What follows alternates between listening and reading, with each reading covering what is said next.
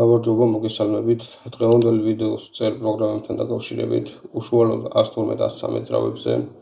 Რამდენიმე მომხმარებელმა მითხრა ესეთი რაღაც, რომ სადღაც ჩაწერეს პროგრამა, მაგალითად swap-ი გააკეთეს და ბრუნი რო ბოლომდე გადასულიყო ამის ამასთან დაკავშირებით 50-100 ლარად ჩაწერეს პროგრამა, გასაღები დაუპროგრამეს და ასე შემდეგ და მანქანას რაღაც პრობლემები შეექმნა.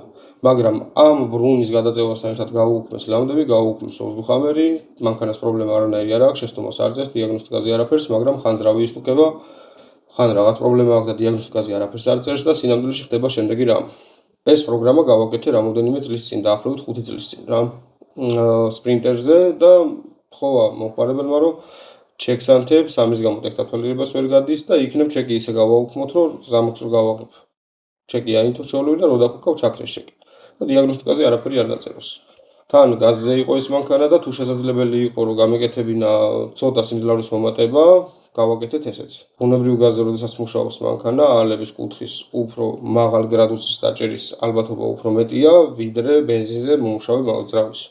და შესაბამისად ცოტა მეტი ალების კუთხე მივეცი პროგრამულად, ვიდრე ბენზინზე იყო. მოკლედ გაიარა ტექტათვალიერება, ეს მანქანა სადღაც მოხვდა მე, რომელიღაც ხელოსანთან, სადაც შენიშნეს რომ დიაგნოსტიკაზე რო შეაერთეს, ჩახსნეს რაღაც დეტალი, ჩახსნეს კიდე რაღაც დეტალი, არაფერზე არ რეაგირებდა მანქანა.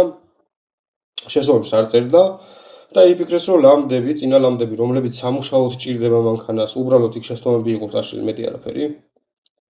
წინა ლამდები და ვოზდუხამერი იყო გაუქმებული. ამოწერეს ეს პროგრამა და დღეს ყიდიან, იმ პროგრამაში პლუს ამას ბრუნიც გადაწეული მქონდა.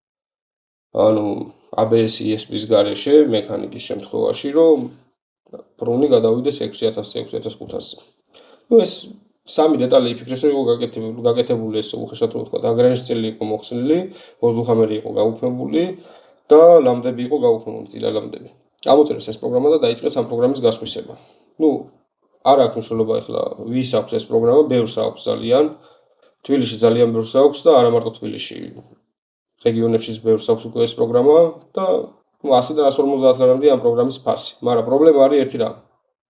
ამ პროგრამის ჩაწერის შემდეგ თავადაც არ იციან რომ გააფრთხილონ მომხმარებელი ეს პროგრამა რასაც ოზია გაკეთებული. ჩაასხავენ რეგულარს ან პრემიუმს და პირველივე ჩაჭერაზე ან პორშინით ყდება, ან ცილინდრი იხაზება, ან შატუნს წვიტავს.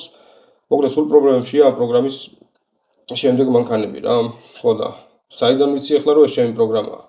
დანამდვილებით ვიცი რომ ჩემია, დარწმუნებული ვარ ამაში და სკრინს დავდებ ახლა, აჩვენებთ ქართულ პროგრამასა და მოდიფიცირებულ პროგრამას შორის რა სხვაობაა.